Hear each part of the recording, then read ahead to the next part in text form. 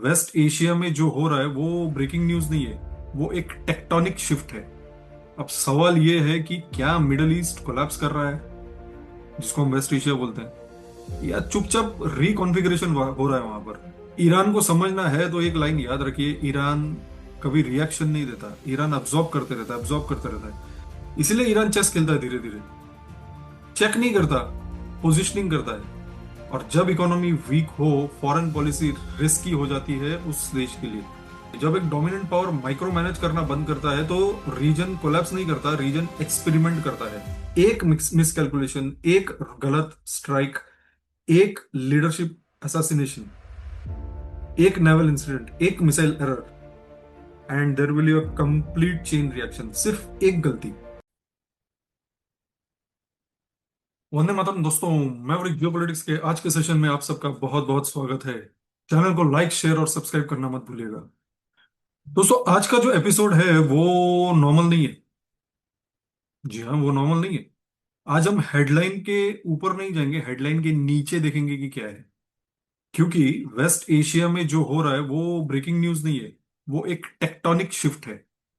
Iran चुपचाप है, तुर्की restless है, गल्फ के कंट्रीज कैलकुलेशन कर रहे हैं, और अमेरिका सेलेक्टिवली एंगेज कर रहा है। रूस तो ओवर स्ट्रेस्ड है, चलिए छोड़ ही दीजिए रूस की बात। और चीन चुपचाप रिस्क मेजरमेंट कर रहा है। अब सवाल यह है कि क्या मिडल ईस्ट कोलैप्स कर रहा है, जिसको हम वेस्ट एशिया बोलते हैं, या चुपचाप रिकॉन्फ़िगरेशन हो रहा है वहां पर। कोशिश करते हैं, चलिए आज हम इसको लेयर बाय लेयर थोड़ा डिकोड करने की। ईरान की सबसे पहले बात करते हैं। ईरान साइलेंट, स्ट्रक्चर्ड और स्ट्रेटेजिक। अब ये मैं ऐसा क्यों कह रहा हूं? ईरान को समझना है तो एक लाइन याद रखिए, ईरान कभी रिएक्शन नहीं देता, ईरान अब्जॉर्ब करते रहता है, अब्जॉर्ब करते रहता है। क्यों? क्योंकि वो एक सिविलाइजेशनल पावर है या सिविलाइजेशनल कंट्री है। जो भी सिविलाइजेशंस होते हैं ना दोस्तों, आप देखिए वो लोग रिएक्शन इतने जल्दी नहीं देते हैं। ईरान, भारत, चीन, रूस, इनका रिएक्शन जल्दी नहीं आएगा, थोड़ा लेट ही आएगा, बिकॉज दे अब्जॉर्ब। हजारों सालों से ये देश हैं इस दुनिया में, and that is why they have the power of absorption. Iran का मॉडल है स्ट्रेटेजिक डेप्थ। ये टर्म बहुत लोग यूज करते हैं, लेकिन स्ट्रेटेजिक स्ट्रेटेजिक डेप्थ का मतलब क्या है? अगर अटैक हो, वो तेहरान तक डायरेक्ट ना आए, वो एब्जॉर्ब हो जाए आउटर लेयर्स में तेहरान के पहले ही। इसीलिए ईरान ने इन्फ्लुएंस जोन्स बिल्ड किए हैं, अगर आप ध्यान से देखें तो। Iraq, Syria, Lebanon, Yemen. ये एक्सपेंशन नहीं है, ये एक डिफेंसिव बफर जैसा है। ये सिविलाइजेशनल मेमोरी का रिजल्ट है। Again civilization. Iran historically encirclement से डर रहा है, इसीलिए वो एनसर्कलमेंट को मल्टी लेयर शील्ड से काउंटर करता है। अब बात करते हैं उनके इंटेलिजेंस की। ईरान का इंटेलिजेंस पश्चिमी देशों जैसा कंपार्टमेंटलाइज्ड नहीं है। वहां मिलिट्री और इंटेलिजेंस डीपली इंटीग्रेटेड है, साथ में काम करते हैं। आईआरजीसी, जो उनका रेवोल्यूशनरी गार्ड है, वो सिर्फ मिलिट्री फोर्स नहीं है, वो एक पॉलिटिकल सिक्योरिटी कॉम्प्लेक्स है। ईरान का रेस्पॉन्स पैटर्न क्या होता है? डायरेक्ट रिटेलिएशन करेगा, वेरी रेयर, लेकिन कैलिब्रेटेड सिग्नलिंग करेगा। एम्बिग्विटी, डबल मीनिंग, हमेशा। ईरान क्लियर मैसेज नहीं देता कभी भी, वो एक कंट्रोल्ड अनसर्टेनिटी क्रिएट करता है, और अनसर्टेनिटी ही उसके लिए डिटरेंस है। ईरान का डॉक्ट्रिन दोस्तों अगर आप देखें तो बहुत ही सिंपल है, डायरेक्ट वॉर अवॉइड करो, प्रॉक्सी लेवरेज का मेंटेन करो। प्रॉक्सी वाला जो लेवरेज है, प्रॉक्सी यानी कौन? हुती, हमास और हिजबुल्ला। एस्केलेशन को कंट्रोल रखो। ईरान को पता है डायरेक्ट वॉर से रिजिम रिस्क होता है, और क्यों वो रिस्क लेना? प्रॉक्सी लेयर्ड प्रेशर से स्ट्रेटेजिक लेवरेज मिलता है। इसीलिए ईरान चेस खेलता है, धीरे धीरे चेक नहीं करता, पोजिशनिंग करता है। कभी भी चेक नहीं करेगा चेस में वो, साइलेंटली पोजिशनिंग करेगा। पार्ट टू, तुर्की। तुर्की का केस तो यूनिक है दोस्तों। वो यूरोप का भी हिस्सा बनना चाहता है, वो ऑटोमन नॉस्टैल्जिया भी कैरी करता है, और वो नेटो मेंबर भी है, और वो इंडिपेंडेंट पावर भी बनना चाहता है। अब प्रॉब्लम क्या है? आइडेंटिटी ओवरलोड, और सबसे बड़ा stress economy, high inflation, currency depreciation, capital flight, all the problems. और जब इकोनॉमी वीक हो, फॉरेन पॉलिसी रिस्की हो जाती है उस देश के लिए। 2016 में एक कू अटेम्प्ट हुआ था, और ये टर्निंग पॉइंट था तुर्की के लिए। और उसके बाद एक तरीके से आप अगर देखें, इंस्टीट्यूशनल रिस्ट्रक्चरिंग भी हुई है तुर्की के अंदर, मिलिट्री हायरार्की रीशेप्ड हुई है, पावर और ज्यादा कंसोलिडेट हुई है एर्दोगान फैमिली में। लेकिन जब ऐसा सब होता है तो इंस्टीट्यूशंस नेचुरली वीक भी हुए हैं तुर्की के अंदर। सेंट्रलाइजेशन अगर आप देखें पावर का, तो शॉर्ट टर्म स्टेबिलिटी देता है, लेकिन लॉन्ग टर्म में वो फ्रेजिलिटी क्रिएट करेगा। It will become very very fragile to maintain. और तुर्की का पॉलिटिकल मॉडल अब हेविली पर्सनैलिटी ड्रिवन हो गया है, जैसा मैंने कहा, एर्दोगान फैमिली। और personality driven systems will always be volatile. तुर्की सबके साथ रिलेशन मेंटेन कर रहा है, रूस के साथ एनर्जी और डिफेंस कोऑर्डिनेशन कर रहा है, नेटो के साथ एक फॉर्मल अलाइनमेंट है, गल्फ के साथ इकोनॉमिक रिकैलिब्रेशन है, ईरान के साथ कॉम्पिटिटिव कोएग्जिस्टेंस करता है। ये बैलेंसिंग एक्ट डेंजरस होता है, बहुत ही डेंजरस, क्योंकि हर साइड ट्रस्ट पार्शियल ही है, कहीं पर भी फुल ट्रस्ट नहीं है। और पार्शियल ट्रस्ट में every time there is a miscalculation का रिस्क। अब ईरान वर्सेस तुर्की, ईरान और तुर्की का रिलेशन सिंपल नहीं है दोस्तों, इट्स एक्सट्रीमली कॉम्प्लिकेटेड। वो दोस्त नहीं है, वो समय समय पर दुश्मनी भी निभाते हैं, पर कट्टर दुश्मन भी नहीं है। तुर्की और ईरान स्ट्रक्चर्ड कॉम्पिटिटर्स हैं। सीरिया में ऑपोजिट कैंप्स, ईरान में influence battle, Iraq, not Iran, Iraq में इन्फ्लुएंस बैटल, कॉकेसस रीजन में फ्रिक्शन, सुन्नी वर्सेस शिया का एक जियोपॉलिटिकल आर्क। लेकिन ओपन वॉर कभी नहीं करेंगे, क्योंकि दोनों को पता है ओपन वॉर का बेनिफिशियरी कोई और ही होगा। ये दोनों लड़ते रहेंगे और कोई तीसरा फायदा उठा के जाएगा। तो मॉडल क्या रखते हैं ये लोग? कॉम्पिटिटिव कोऑपरेशन, ट्रेड भी करेंगे, एक्सचेंज, एनर्जी एक्सचेंज भी करेंगे, और प्रॉक्सी लेवल पे कॉन्टेस्ट भी करेंगे। ये लेयर्ड राइवलरी है, 21वीं सदी का रीजनल कॉम्पिटिशन कॉम्पिटिशन का टेम्पलेट है ये। अब आप बड़ा पिक्चर देखिए दोस्तों, फॉरगेट हेडलाइंस, मैप्स देखिए, पावर फ्लोज देखिए। वेस्ट एशिया में अब जो हो रहा है वो कोलैप्स नहीं है, वो एक, मैं कहूंगा, रीस्ट्रक्चरिंग है।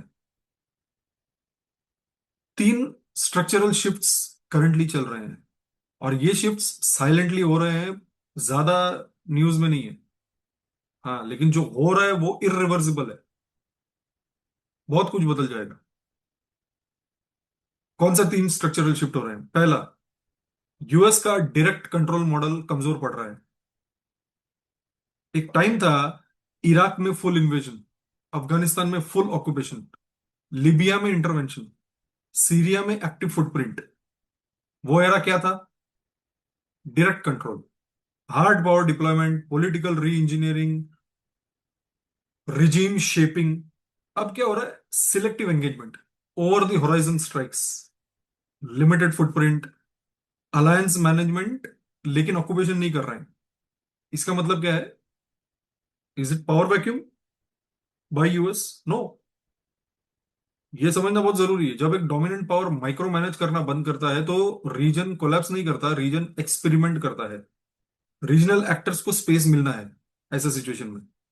सऊदी खुद डिसाइड करता है, तुर्की यहां खुद हेज कर रहा है, ईरान खुद लेवरेज बिल्ड कर रहा है, और इसराइल इंडिपेंडेंट कैलकुलेशन कर रहा है।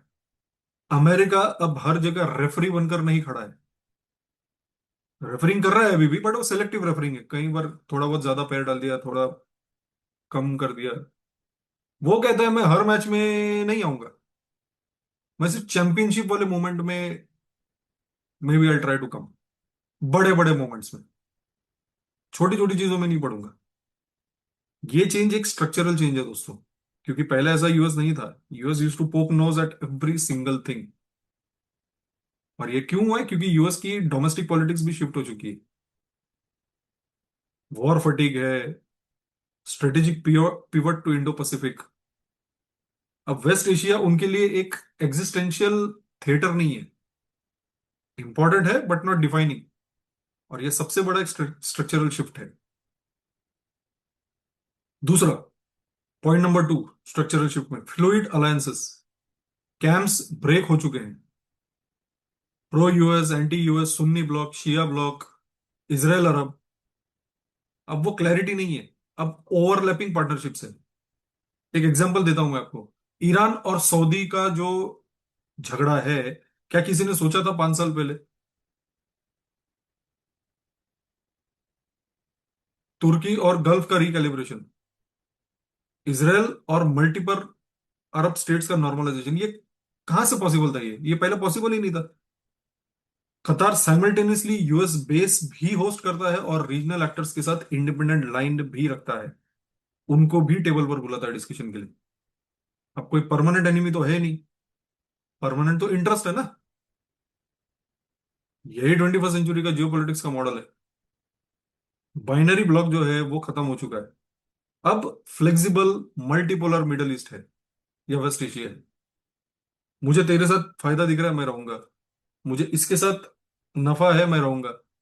उसके साथ मुझे कम नुकसान है, मैं उसके साथ रहूंगा। और मल्टीपोलर सिस्टम में होता क्या है दोस्तों?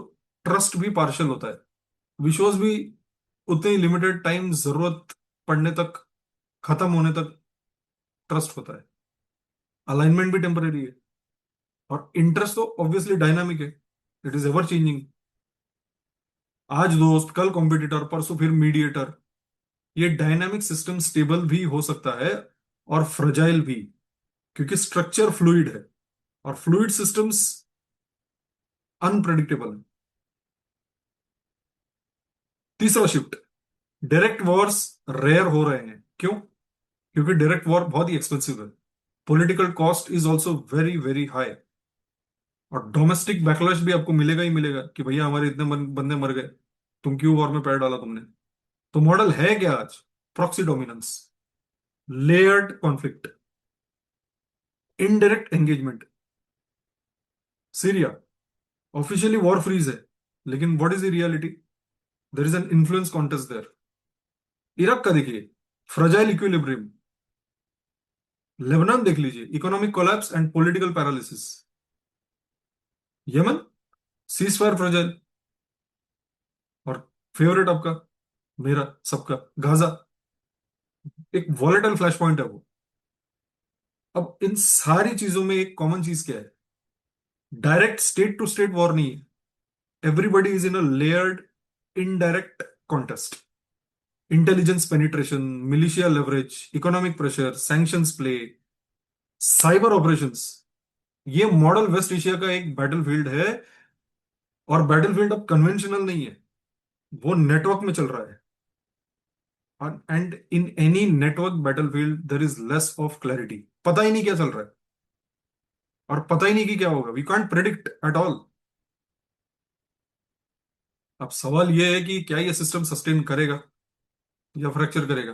अब इसमें भी मेरे ख्याल से एक दो सिनारियोस पॉसिबल है, मैं बताता हूं आपको कैसे। पहला, a kind of a situation where the competition is managed. Regional actors rivalry maintain करेंगे, करेक्ट है, everybody will have try to prove their hegemony. Escalation control रखेंगे, रिटेलिएशन जो है वो लिमिटेड रखेंगे, स्ट्रेटेजिक सिग्नलिंग देंगे। एंड जैसे मैंने कहा, नो फुल स्केल वॉर।